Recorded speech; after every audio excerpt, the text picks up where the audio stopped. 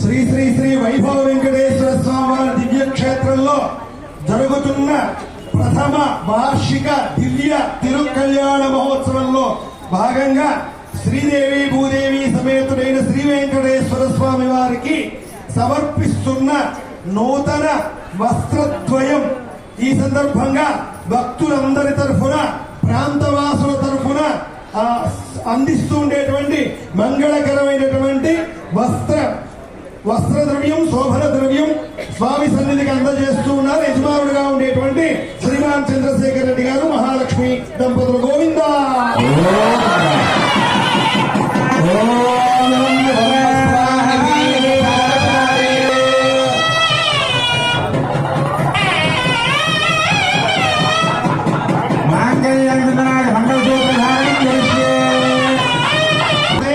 హోమం చేయాలి.